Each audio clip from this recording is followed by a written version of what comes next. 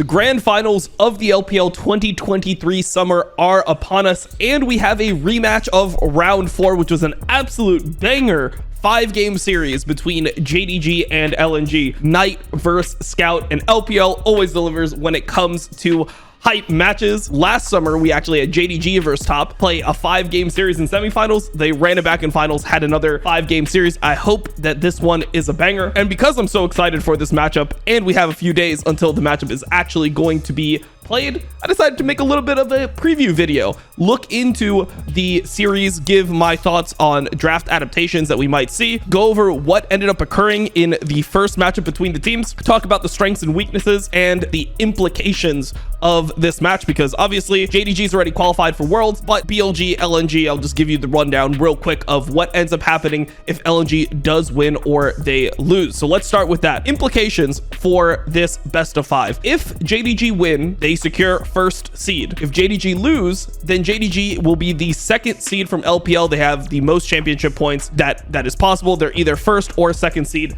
from the LPL. Now, if LNG win, they get first seed, JDG gets second, and BLG will have to play in the regional Gauntlet versus EDG. Winner of that will go to Worlds. Loser will play against the winner of Top Esports and Weibo, and yeah, the winner of that matchup will also go to Worlds. If LNG ends up losing, then LNG will be the team that actually has to play this qualification match versus EDG. They will have to play in the regional finals. That should clear everyone up. Everyone now knows what's going on, why this match is super important. It's not like the finals in LEC where you have G2 playing versus XL and you're like, does anyone get anything if they win? It's like they get a fucking plate. Nice. Let's talk a little bit about the teams. Let's talk a little bit about JDG and LNG. Start with JDG. Obviously, a team that has a ton of strengths. For me, they are the best team fighting team in the world. They just have that it factor. When they get into a skirmish, 4v4, 5v5, whatever it is, even 3v3, every player on their team just knows their role within the team fight. They know what they need to do, and they just have that clutch factor that is super important when it comes to winning big matches. They have the most consistent AD carry in the world. There's no positioning errors that come out of Ruler. Generally speaking, this guy is ultra consistent. He always cleans up fights. And when you think about JDG, just the formulation of this team was so great. You have 3 players, Kanavi, 369, and Missing, that are all great at setting up fights. And then you paired them with 2 of the best carries in the world and the best cleanup AD carry in the entire world. So obviously huge strengths there from JDG. Another strength of JDG, they have a solid identity. You know what they're going to do every single game pretty much. 369, even if he plays a carry champion like Renekton, he's always just going to be a weak side stable player. Ruler will be the focus of the team. He is going to end up being mega relevant. They're going to funnel resources into him, and he will be really strong come late game. And because they have this solid identity with Kanavi playing like team fight engagers and enablers, and Missing playing engaged supports, as well as 369 playing frontline, tanks, stuff like that, because they all have this identity, everyone has a very clear idea of what the path to victory is when they get into a fight, and that's part of the reason for their consistency over the course of the year. Now, for JDG's weaknesses, they have a relatively inconsistent early game. Sometimes they have phenomenal early games. They could just look like one of the best early game teams in the world. They could get massive advantages. They could be diving all over the place. They can blow you out. They obviously are a really strong team, but sometimes they have pretty bad early games. We've seen, for example, game 1 of the first time these teams met just didn't look good. Over the course of most of the games between JDG and LNG, felt like Kanavi was just having an off day. He was a little bit outclassed. He was dying randomly. He was invading, and you know, it just felt like he was off. And this is something that's happened to JDG a few times. If you look back at their series, for example, when they played against BLG in spring, it was another series where it just felt like their early games were weak, but they would just group up, get together, and win the games anyway. Still think that this is something that you could consider a JDG weakness. Another thing, their consistent identity makes them relatively predictable in draft. You know what they're going to do. They're going to prio Rakan, they're going to prio Rel, they're going to prio tank tops, and they're going to try to team fight. With that information, you should be able to prep things that could potentially beat that style. So this is something that I'll go into later with potential draft adaptations, but I think that this is one of the areas that could be considered a weakness. Their identity is a strength, but the fact that you know what's coming is maybe an exploitable part of their game. Also, they're not the best at playing non-committal comps. When you think about team comps where you need to poke or you need people to go in at different times, it doesn't feel like that's JDG's core. They're the best team at engaging from multiple angles, knowing everyone's like timing on when they can ult, when they can go into a team fight, and then when those team fights happen, you really see JDG's strengths come about. Let's talk a little little bit about LNG strength. So LNG, they're extremely good at playing strategic comps. They're good at playing poke, non-committal comps. The way that I just said JDG is not the best when it's not clear how to win. It feels like LNG understands how to control zones, how to control areas of the map with Maokai, which is such a good pick for them, Azir, which is such a good pick for them, Jace, these types of picks. They're really good at just like playing that, like, get to the objective first, cover these chokes, get vision down, and just play around your champion's poke abilities, or just deny the enemy from getting this engage. This is why I think the matchup is actually so interesting. Another strength, they have versatile top lane play. When you look at the top laners that made top 6 of LPL this split, I think Zika was the best at being able to bounce between playing tanks and also playing carries. Now, when you compare him to like somebody like Bin is much better on carries, and Bin is probably a better top laner overall. 369 is probably a better top laner overall. One of the strengths of Zika is that he's able to play K'Sante or Ornn or Renekton for a series if that's needed. But, you know, with draft resources, if he's playing on red side, he has the ability to pick Jax. He has the ability to pick Gwen. He can play those carry top laners if the situation calls for it. So I think that that's a huge strength of LNG, because when you play against 369 and you know he's going to pick tanks,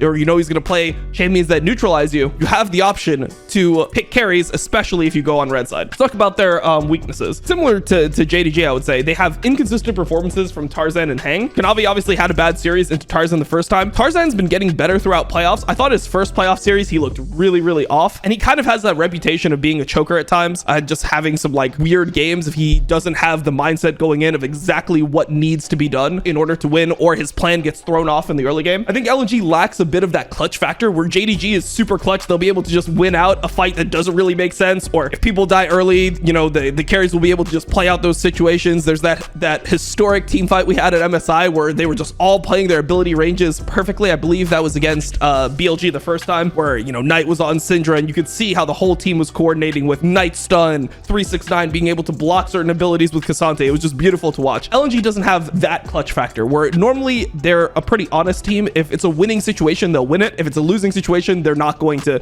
clutch it out and win it anyway, the same way JDG can. The third thing that I would say is a weakness of LNG is that if the game starts getting away from them, I feel like they don't come back well. They don't make a lot of good comeback plays. Now, they did come back versus Top Esports, where Top Esports was able to, you know, stall out the game. LNG got themselves back into it, and when Top Esports made a mistake, LNG could capitalize. I definitely think that aspect is there for LNG. They're good at capitalizing on enemy teams' mistakes. When they play against better teams, and better teams just are making generally good decisions, I don't see LNG being the team that is going to take a big risk in order to win a game that is getting away from them. So that's another weakness. So those are the strengths and weaknesses I put together for these teams. All right, let's jump in to the series that both of these teams just played last week. All right, boys. Let's get into the drafts that actually occurred between JDG and LNG in round 4, which was the beginning of the double elimination stage of LPL playoffs, because I think that there was a very interesting change in mentality from both of the teams that occurred in game number 4. So if you look at this from the beginning, JDG goes in with the higher seed. They select blue side in game number 1. Now they end up losing this game on blue side, but they select it again in game number 2.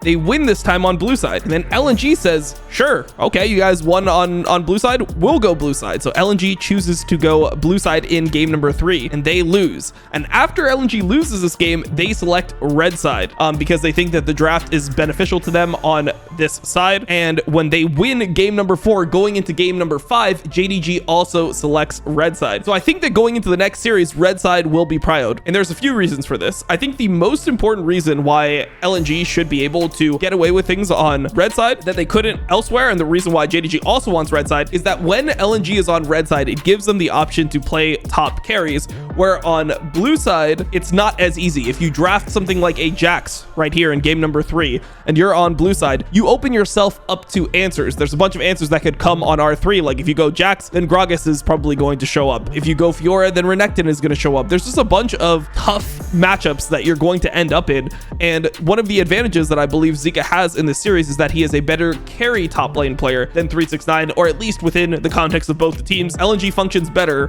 when Zika plays a carry compared to JDG, how they function when 369 plays a carry. If you look at some of the games that happened when JDG is on blue side, they actually ban Jax every game. So game 1, game 2, and game number 4. So every time they're on blue side, they end up banning Jax. And the reason for this is, like I explained, if LNG goes Jax on R3 and then they follow that up with something like a Gragas ban, Renekton ban, whatever they think are the answers to Jax. They get 2 bans for the Jax. The Jax can take over a game. JDG knows this, so they don't want to give LNG that option. When LNG is blue side, they don't really have as strong options for themselves because they end up just in a tank versus tank matchup, or like Rumble Renekton, which didn't really look great for Zika in game number 3, where they also played blue side here. They ended up with Jax blind. It was answered by Gragas. The game is extremely hard. So I think that this is really important. So let's talk about what we think bans will be. So I think Kai'Sa will be banned the entire series on red side. It was banned in the first ban slot every single game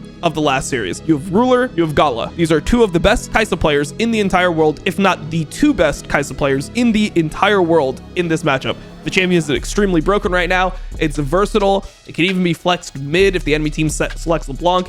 It's just not a champion that I think people want to deal with. Now, for LNG, they played Maokai, they played Azir. I think these champions work well. If you go back to the strengths and weaknesses, one of the strengths, I think, of LNG is their ability to hold chokes, to enter like spaces with Maokai saplings, to create vision pockets. Like, this is what LNG does really well. And also, when you think about JDG's playstyle with them liking to play engage, JDG's best comps are ones with like Wukong, Rakan, Annie. These are things that JDG is the best in the entire world at. What counters that? Disengage. Azir has disengage. Maokai has disengage. What counters Azir? Poke. Does JDG really like to play poke? Not really. So I assume that JDG is going to be banning Azir throughout the series. I think the JDG on red side will keep these bans. Now on blue side, we have a different story because they're probably going to have to ban Jax, which means that maybe they end up banning Jax, Maokai, Azir. That's obviously possible. Maybe they do something different where they try to leave up mid laners, or they ban one mid laner, try to get another one because of the amazing amount of mid laners that are considered really OP right now. Jace, LeBlanc, Tristana, Azir. Maybe they try to trade some of these off, but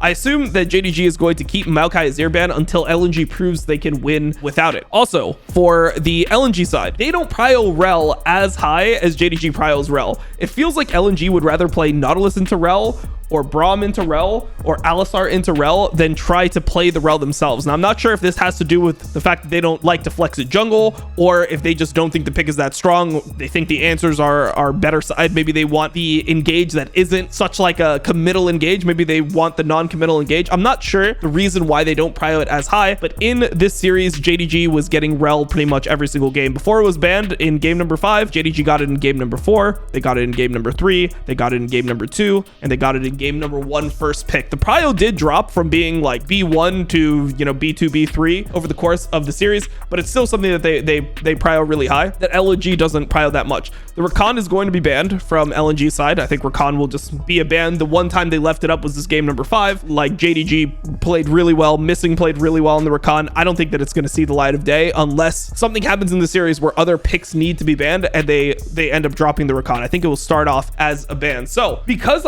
I believe that both teams think red side is better, I think JDG, coming from the winner bracket, will start the series on red side. So what I've tried to do here is come up with an angle that I think could be beneficial to LNG, assuming that JDG prios the red side and they keep the bans that worked out really well for them within the series. So let's go over here. This will be a scenario that I think could be interesting. LNG playing blue side, where I believe they'll start, and JDG playing red side. Assuming JDG keeps same bans, Maokai Azir, they don't really want to play it. They don't want to play against it. Kai'Sa, got to ban it into Gala. I mean, if you leave up Kai'Sa, Gala just picks it. Whole different draft scenario. You play around the Kai'Sa. Blue side for LNG, I think they'll still ban Rakan. I think they'll ban LeBlanc as well, because they don't really want to first pick LeBlanc, and they also don't want to give LeBlanc to Knight, because Knight is really good on the champion. And I think a good ban, I'm not sure about this third ban, but this is something that I think could be really good, is the Sejuani ban, because I think Sejuani makes the enemy team just a little bit stronger. Like, you can run things like Sejuani Renekton, get early leads. If you can get like Sejuani R3, you know, you have like Sejuani Rel, you have really good engage. And I think that LNG wants to try to get JDG off pieces of this engage. Follow me in this scenario. Okay, B1, seen this before, B1 Jace. Now, Jace without Maokai, some people don't like it. I think LNG is still really good at it. The other option would be a Tristana route. I think the problem with this is if you look in the last series, they kept on flexing Tristana bot lane. I mean, here they did mid, but yeah, in some of the other drafts, they actually ended up flexing it bot. Like here, they ended up flexing it bot lane, and it didn't work when they put it mid. When they put it bot, I didn't really like it too much either. It seemed like it was just like easy to be answered. I mean, I guess you could do it. I just don't feel like Trist in general has the same power bot lane as it does mid. And I don't know if that's actually a win condition for LNG on blue side. Now, the thing that's scary about this is you are giving Ruler potentially Xayah, but the whole idea that I have behind this draft is to try to bait out the Xayah pick because I think that you have a couple things that you could answer into it. So if you assume that enemy team goes Rel, obviously really good for missing. It's also a flex for Kanavi. If you assume they go Rel, if they don't go the Trist and they go this Xayah that they think is really OP, I think what you do here is you send Ziggs and you send Alistar. Boom. What up, Silvernectar? Only here back on B2B3. And I think that this is one of the ways that LNG could actually find a lead. Gala is one of the players that plays a lot of Ziggs. He likes playing the champion. Ziggs Jace has worked for them before. Alistar helps neutralize the lane. There's pretty much no good pick that you could have into these three because, like, let's say you were on red side and you wanted to counter pick Alistar, which a lot of people think Braum is good into Alistar. If you went Braum here, then your team comp just absolutely sucks into Ziggs Jace. This Braum champion, it's good when you get engaged on. It's good for certain types of poke. It is not good versus Jace and Ziggs. Jace Ziggs just absolutely destroy this champion. If we take this away, I think the other option that JDG has is Trist. They could go Trist here and give over potential Xayah. Now, in this scenario, LNG has to decide how hard do they actually prio the Xayah, but I think once again, they could run back the Ziggs, and I think Jace Ziggs could be something that would shake up the series. It's something that a lot of other teams don't play, like teams that play Ziggs. I mean, you have,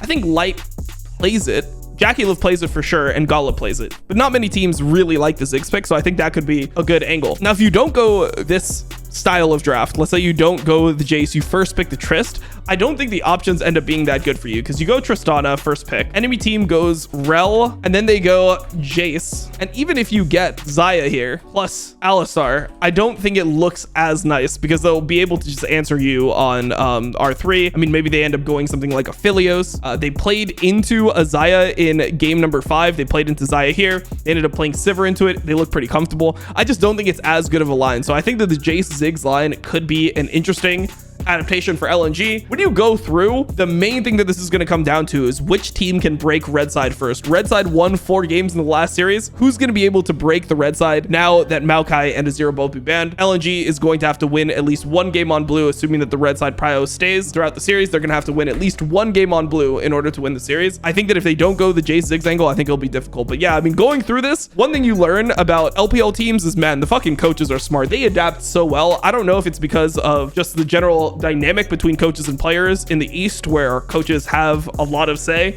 They have more say than they do in the West, where it feels like players kind of run the drafts in the West. But in the East, man, when you looked at the draft adaptations, I spent half an hour going back and forth with Gilius. I was just talking to him about different options. And when we came into this game 5 draft, it's like, damn, JDG read the series so well. Not only were they willing to change side, but then they banned out perfect bans against LNG, and they have a really good starting place in this series. But anyways, that's going to conclude this preview video for LNG versus JDG, this grand finals. Scout versus Knight, absolutely insane series. I'm really hyped for it, and I wanted to just dive into, you know, all the mind games that are going to be played between the teams, what I think their strengths are, tell people the importance of it, and just get a video out there so people can hopefully enjoy the series more and be more focused on some of the games that are going to be played in draft and throughout the series. So hopefully you enjoyed this video. We'll see the finals on Saturday. Hopefully we can get this out by Thursday or Friday and get the finals done on Saturday, and we will see who ends up being the first and second seeds from the LPL. I'll see you later, guys.